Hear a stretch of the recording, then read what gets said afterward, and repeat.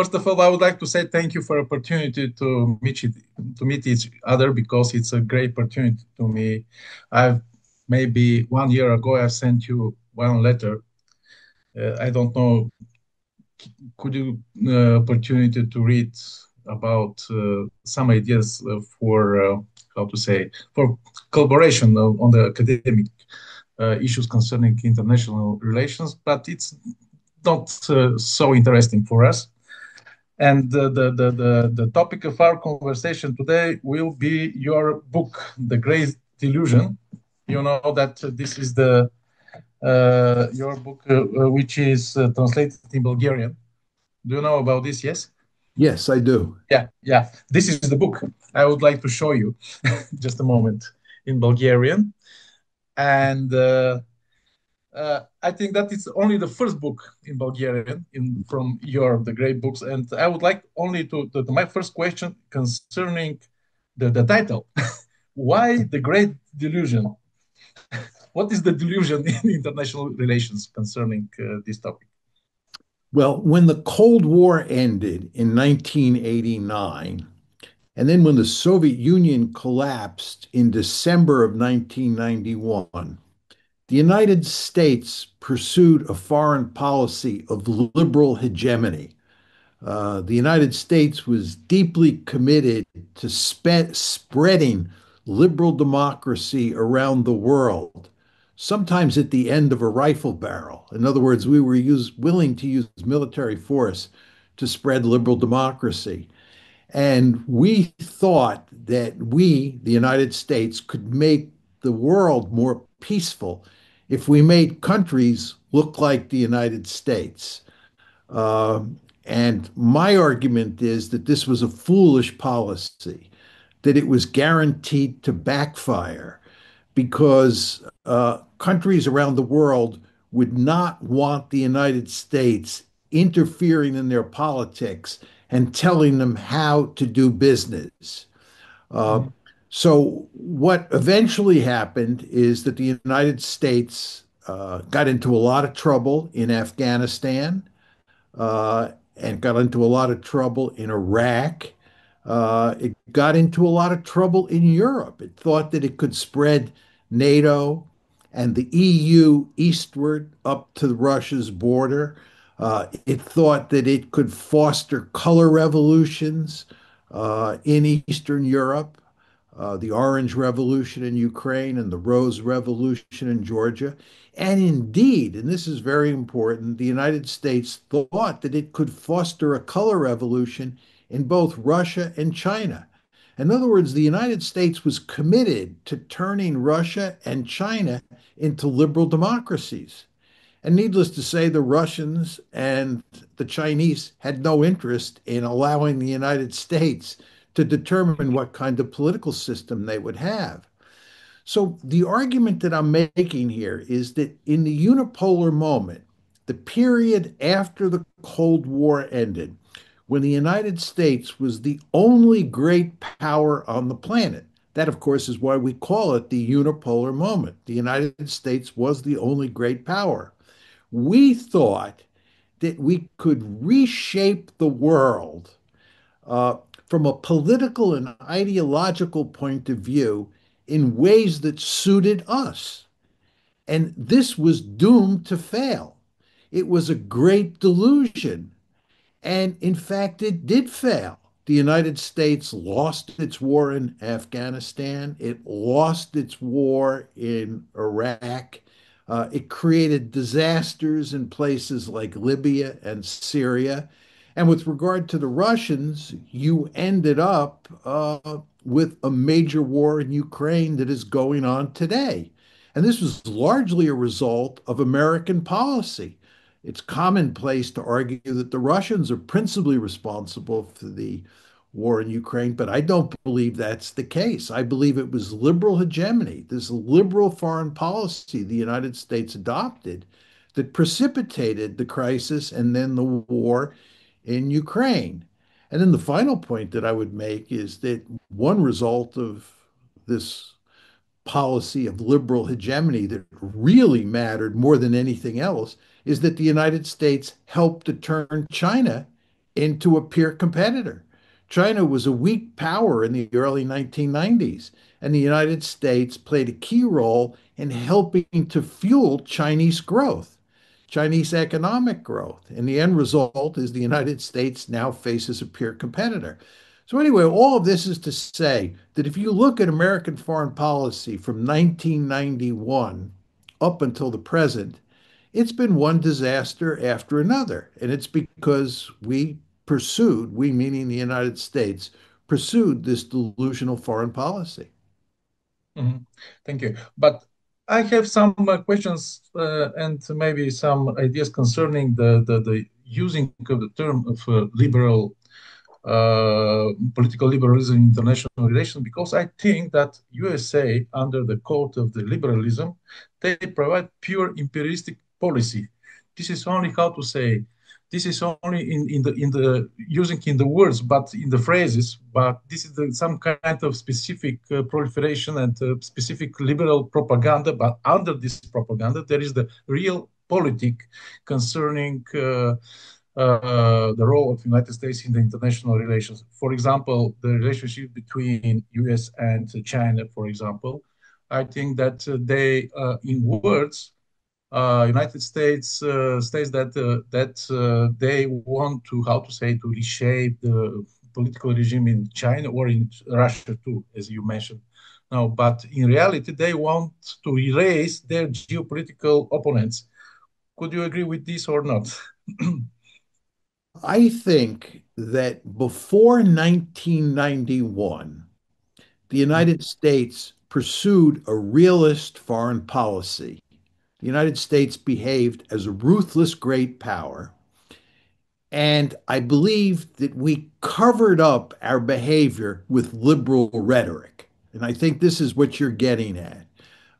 Liberalism, liberal ideology was the velvet glove that covered the mailed fist. I think that was true during the Cold War and going back to 1783 when the United States got its independence. I think the United States, up till 1991, behaved in very much a realist or realpolitik fashion, as you're indicating. However, in 1991, when the Cold War ends and the Soviet Union collapses, it's very important to understand that there is no other great power in the system besides the United States. The United States has no great power rival. This is the only time in recorded history where we had one great power on the planet. It was the unipolar moment. And my argument is that in this unusual circumstance, this unusual situation, the United States was free to pursue a liberal foreign policy and not worry about realpolitik or balance of power politics. So I actually think that if you look at how we behaved during the unipolar moment, this is the one time in our history we did not behave according to realist logic. And the best evidence of that, I think, is how we behave towards China.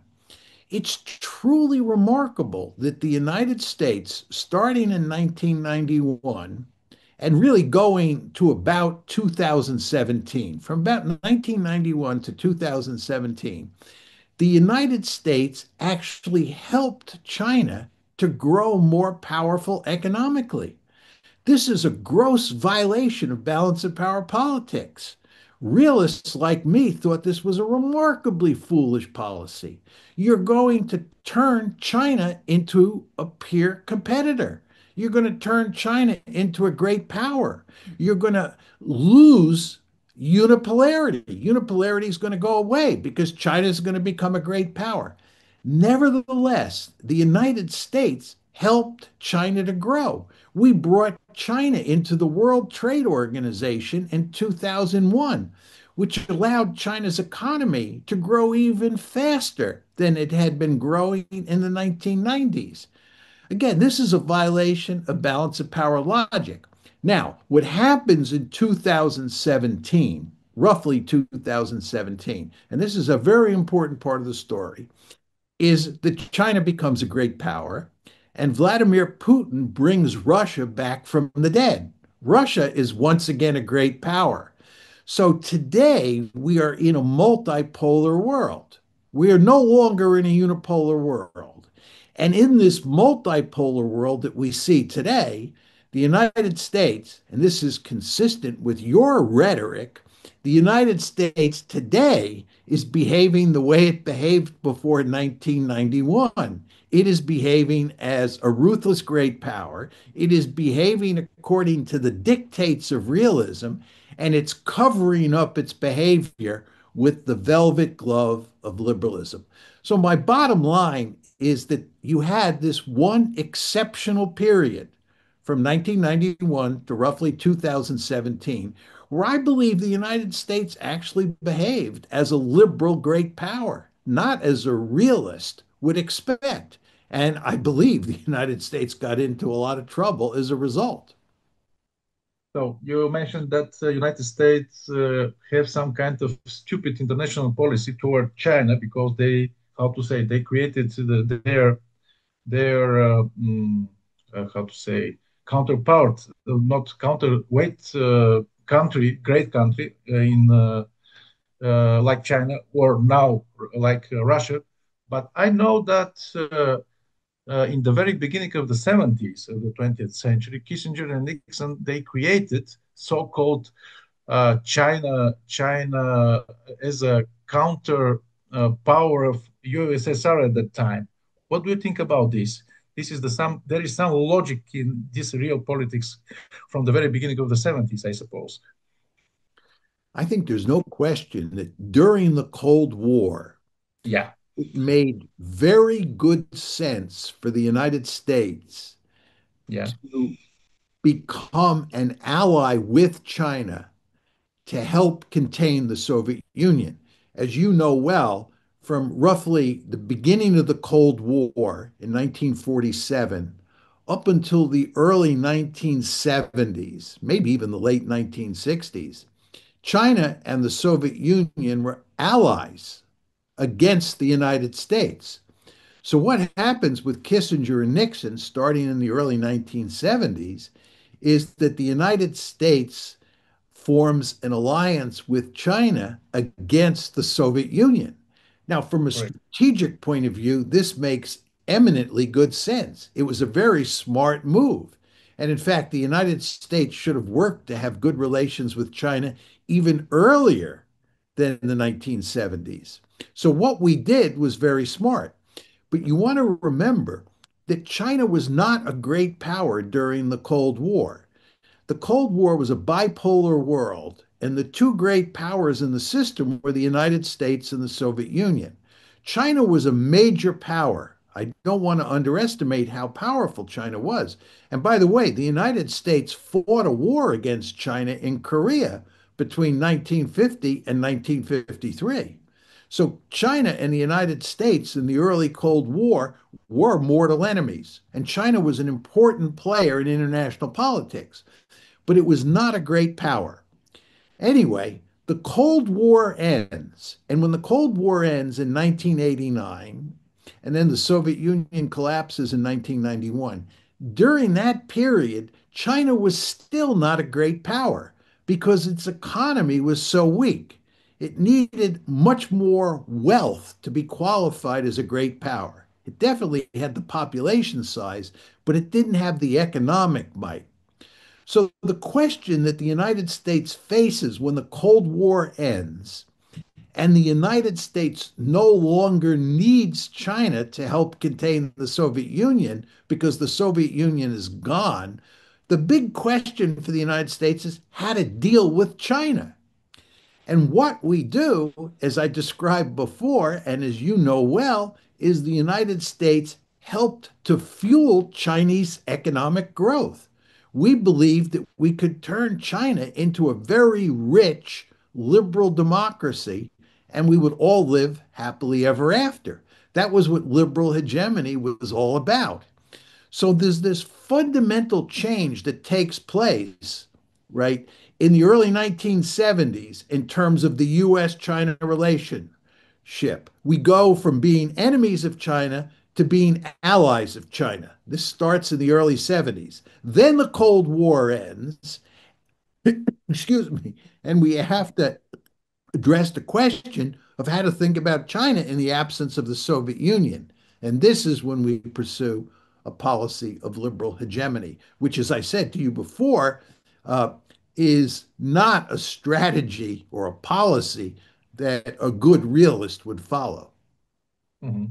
But concerning the China, you know that the Kissinger, at that time, maybe after 2010, I suppose, I'm not sure the correct date, that there is the idea to create some bipolar bipolar structure of the international politics and to create some kind of the Sino-America power condominium between United States and China. Can you explain what do you think about this project at that time? Well, China, well, let me put it differently. I think Yeah, Henry Kissinger had very foolish ideas towards China. I know. Kissinger believed during the unipolar moment that we could help China to grow economically and there would be no trouble. Kissinger thought that China could rise peacefully because it had a Confucian culture. And Confucianism, in Kissinger's story, is a peaceful ideology.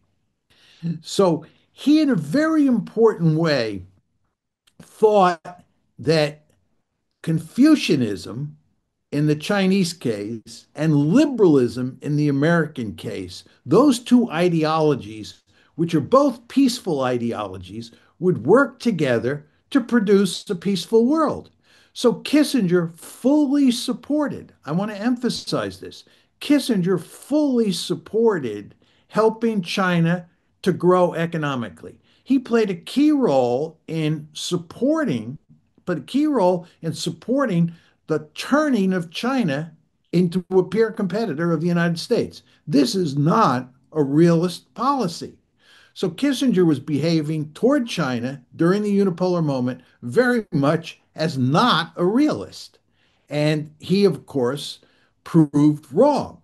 Confucianism is of it's basically not of great relevance in understanding how China operates.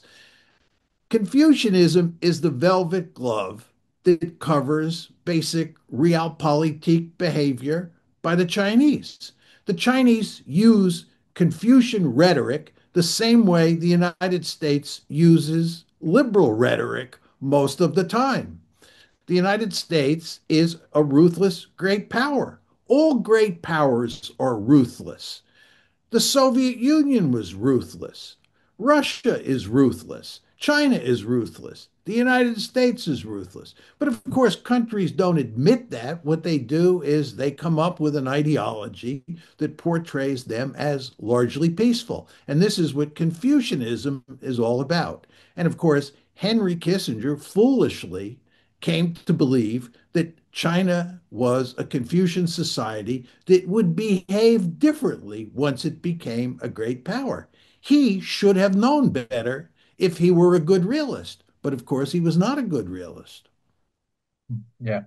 So in this situation we have now, after the calls of this idea, how to say, Sino-America governance of the world, now we have three major powers: United States, China, and Russia. It's correct, in your Correct. opinion? Yeah. And what's the future between them? There is some kind of triangle between them in international policy. Could you explain your ideas concerning the future developments between them? Well, I think if you look at these three great powers, the United States is still the most powerful country in the world. Absolutely. I think that China is the number two power in the world. And this is why I refer to China as a peer competitor of the United States. And one could argue that if you look at the growth of the Chinese economy and you look at the size of its population, it could eventually become an equal of the United States. It could be as powerful, and some might argue that it would become even more powerful than the United States.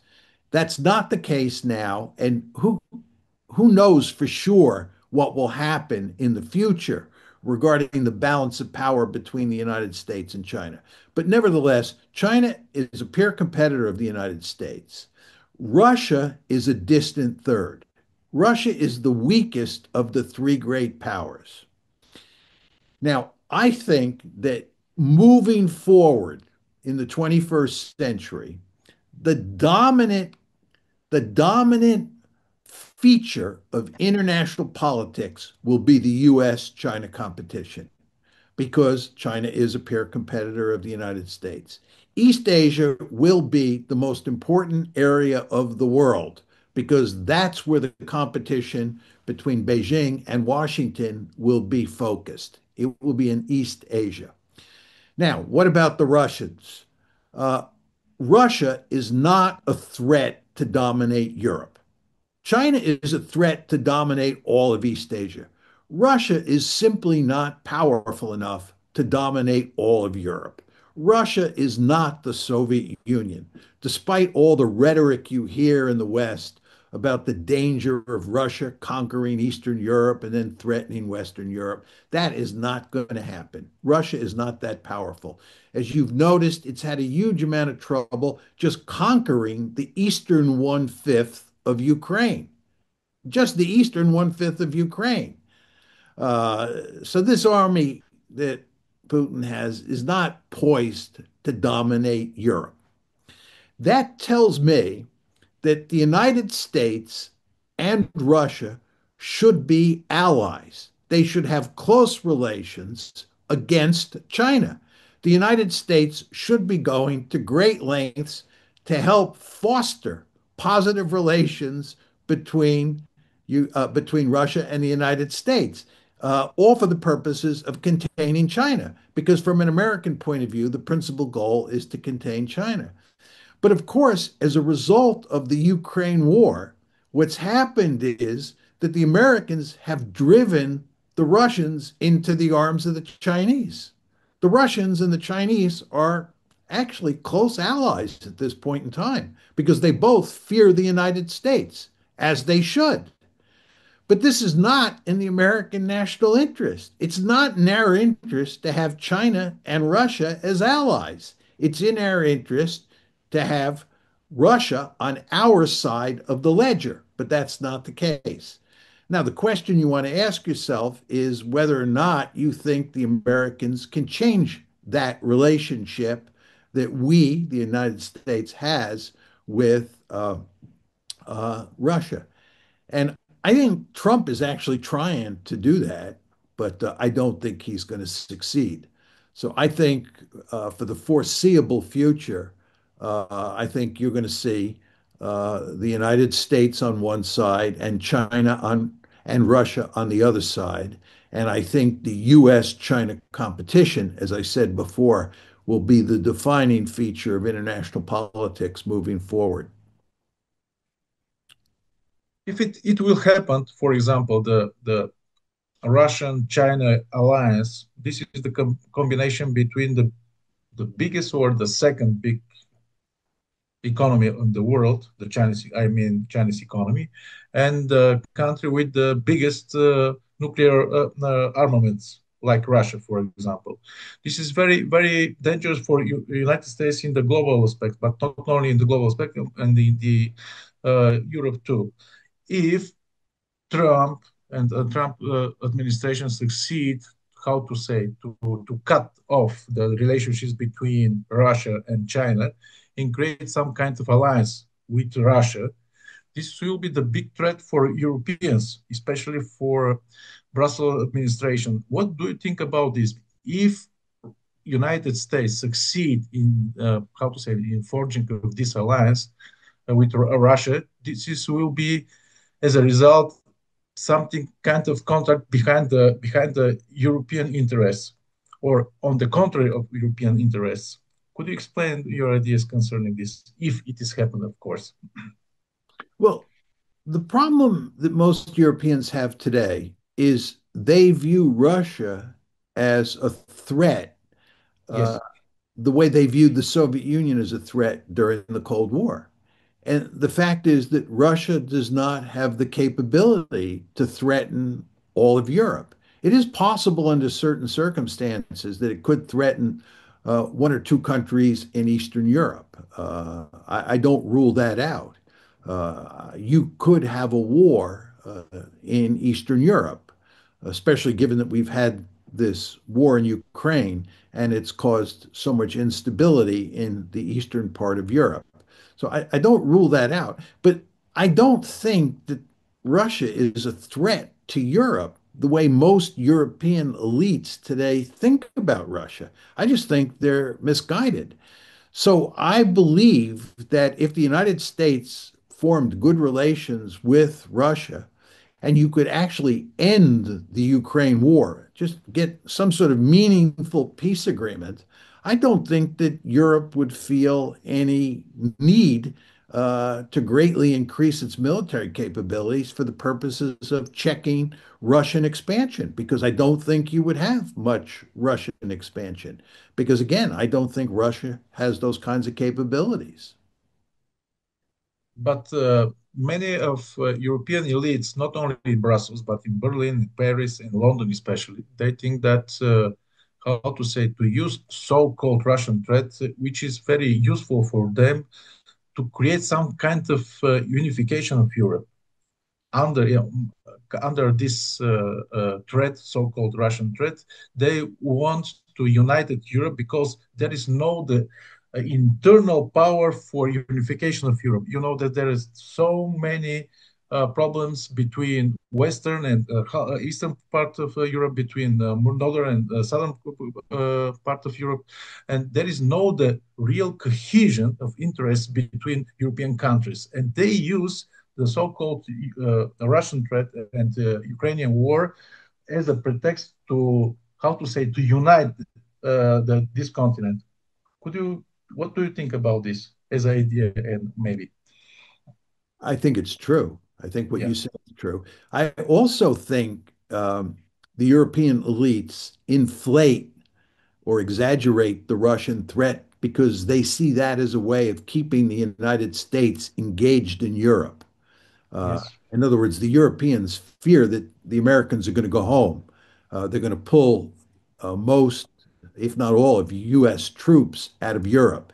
And I think the Europeans believe that if they can make the argument convincingly that Russia is a serious threat to conquer Europe, that the Americans will stay in Europe. So I think that's, the second dimension in addition to the one that you, I think, accurately described. But I believe it's going to fail.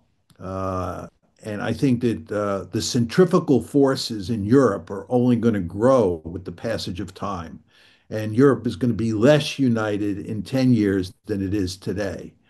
Uh, and the principal problem here is that the Americans are going to greatly reduce their role in Europe. And it's the American presence in Europe that allows the Europeans to work together. Most Europeans don't understand this. I think the elites understand it, but I think the public doesn't understand it. The reason that you have had for so long a well functioning European Union is because NATO provides security for Europe. And that's just another way of saying the United States provides security for Europe. The United States is the pacifier in Europe. The European elites do not want the Americans to leave because they understand that as long as the Americans are there, the Americans not only provide security, but the Americans solve the collective action problems that you're going to get anytime you have a group of relatively equal sized countries. So the American military presence in the form of NATO is enormously important for making the European Union work and for making Europe, the concept of Europe, a meaningful concept. But the fact is that because of the rise of China and the need for the Americans to pivot to East Asia, America's role in Europe is going to diminish. We already see lots of evidence of that. And this is exacerbated by the fact that Trump, Donald Trump, has contempt for Europeans. Trump does not like Europeans, and he would like to pull out of Europe. So, all of this is to say that for the foreseeable future, what you're going to see is a reduction in the American presence in Europe. And the Americans are going to turn European security over to the Europeans as much as they can. And the end result of this is not going to be a united Europe. It's going to allow those centrifugal forces among those European countries to speed up and pull institutions like the EU apart. So I would gather, or I would argue, that with the passage of time, as the power of NATO diminishes, the power of the EU will diminish, and it will be more and more difficult to talk about Europe as if it were a unified whole, which of course it's not, but which many people think of it as.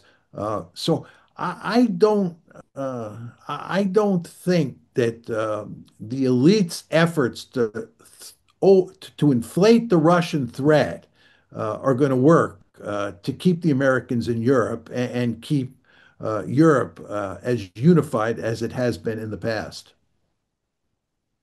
Okay, so let's to remove our interests to some how to say regional powers like Turkey. What do you think about prospects of Turkey as a regional, maybe not only regional power in the area of Balkans, Caucasus region, Black Sea region, and Middle East, of course?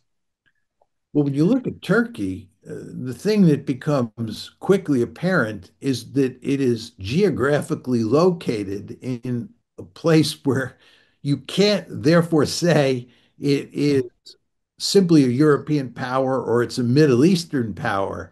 I mean, Turkey is located in a position where it wields significant influence in a variety of regions. Just take the Middle East and take what's happening in Syria. There's no question that Turkey played a key role in toppling the Assad regime in Syria. That Turkey has all sorts of conflicts with Israel at the moment over what's happening in Syria, and that Turkey cares greatly about Iran's nuclear program because Iranian nuclear weapons would have consequences for Turkey. So, what you see here is that Turkey is a major player in the Middle East. Furthermore, Turkey is a major player in Europe. During the Cold War, Turkey was an important part of the NATO alliance. Indeed, it still remains a part of NATO, an important player in NATO. So it is a European power. And to take this a step further, the Turks have fought many wars against the Russians, and that tells you that Turkey is going to be involved in dealings involving the Ukraine war. And indeed, Erdogan has been deeply involved in trying to settle the war between Russia and Ukraine. As you well know, after the war started in February 2022, peace negotiations started almost immediately after the shooting started. And where did those peace negotiations take place? They took place in Istanbul. And of course, Erdogan has been talking to both Putin and to Zelensky and doing his best, in my opinion, to try to shut down the war in Ukraine. So, all of this is to say that Turkey is a very important player on the international stage. And a lot of that has to do with the fact that it is a big country and it is located in a place where it has influence in Europe, in the Middle East, and in Eastern Europe, especially with regard to the Russia-Ukraine war. Mm. You mentioned about the potential, maybe actual conflict between Turkey and Israel on the Syrian soil. What do you think? Is there some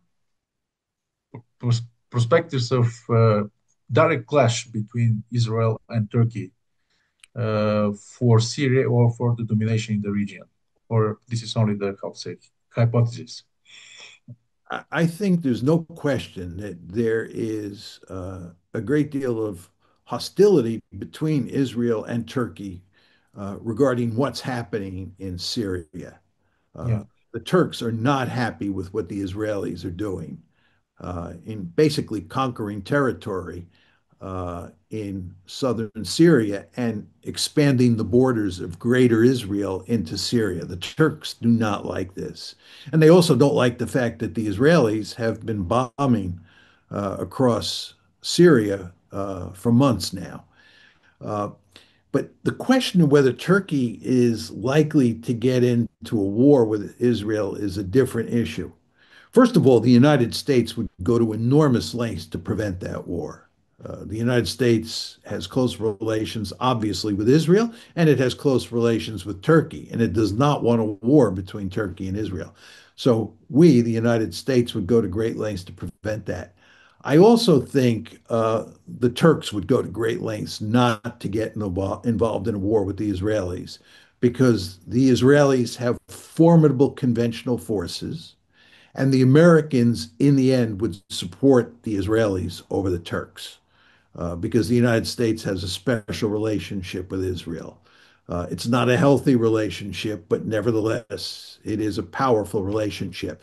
So if Turkey got into a fight with Israel, it would have its hands full dealing with Israel alone because Israel, again, has formidable conventional forces.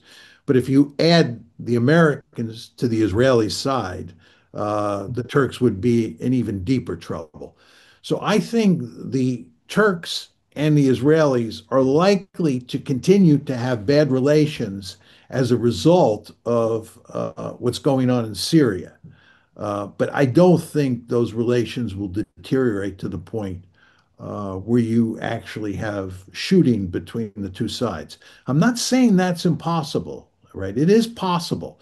But I think, and I'm choosing my words carefully here, I think it's highly unlikely. yeah, yeah, I understood. So, and maybe because the time is close, maybe.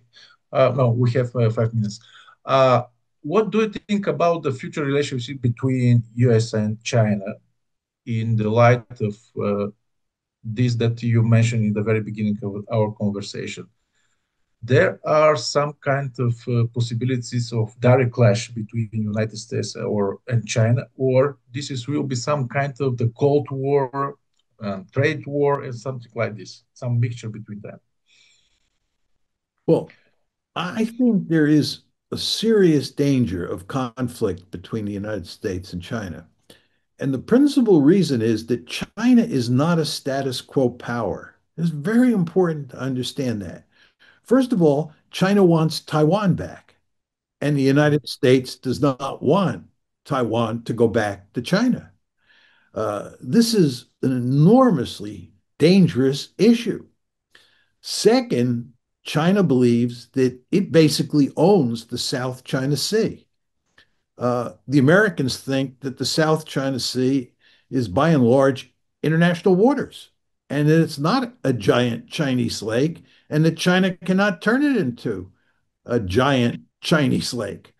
That means real potential for trouble.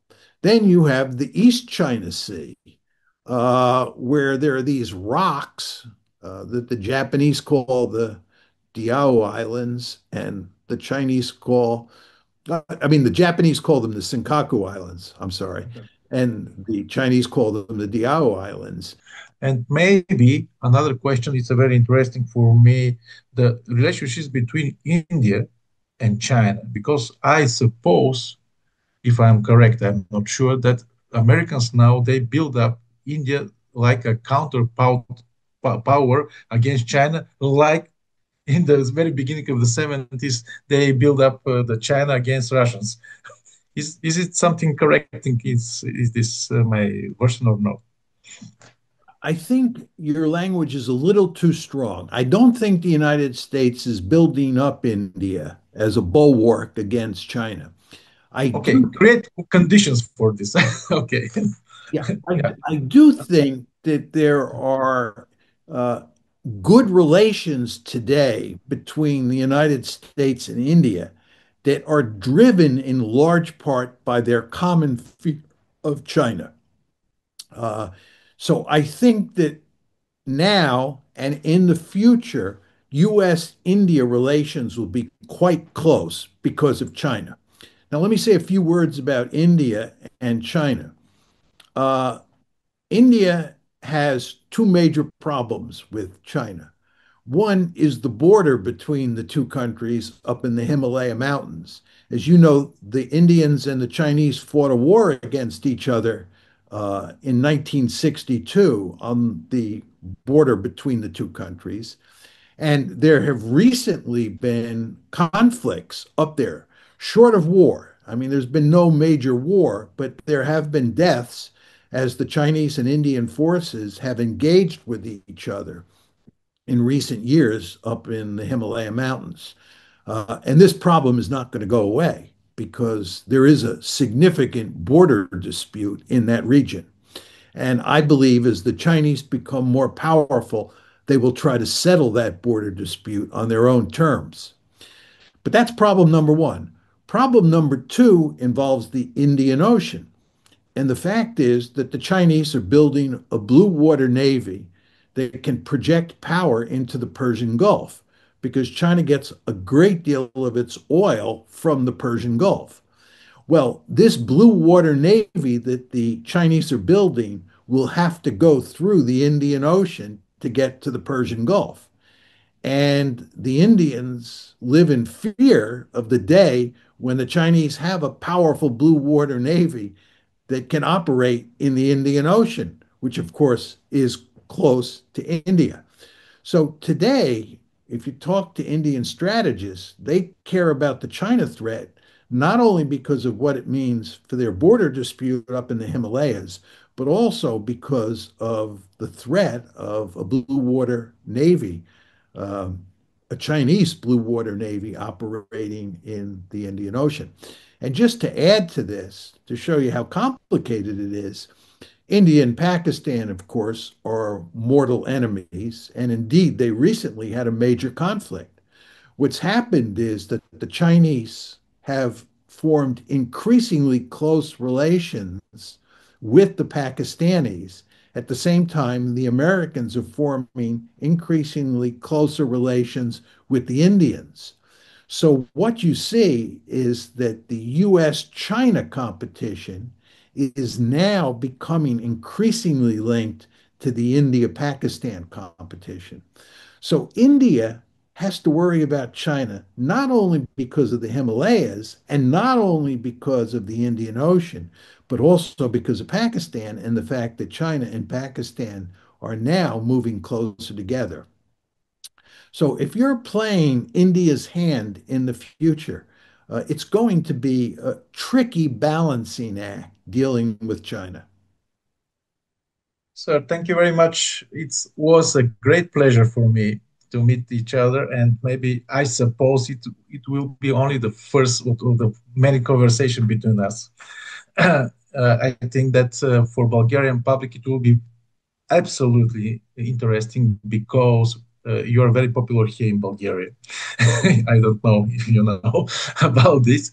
I suppose that this book will be only the one of the many of you have, and we will maybe translate it in Bulgarian because it's a very important for Bulgarian public, for Bulgarian academia to get to keep in touch with the greatest knowledge concerning the international policy. And for me, in private, it was the great opportunity to meet with you. Thank you very much. It was my pleasure. I thoroughly enjoyed meeting you, and I thoroughly enjoyed our conversation. And Thank you very much, sir. look forward to the day when I can come to Bulgaria. Thank you very much. We were waiting for you. Thank Thank you so much.